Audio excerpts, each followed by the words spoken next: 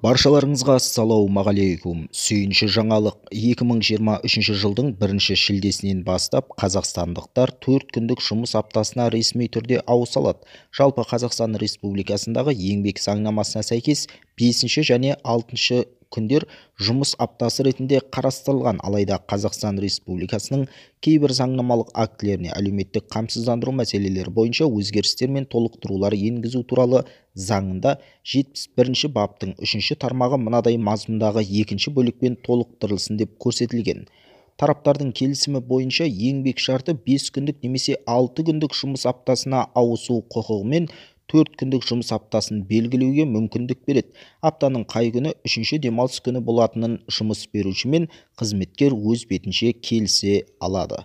Осылайша елімізде бұрынғыдай 1 күннен 5 күнге дейінгі жұмыс күндерінің ішінен тағы 1 күнді қосымша демалыс күні ретінде қарастыруға мүмкіндігіңіз бар.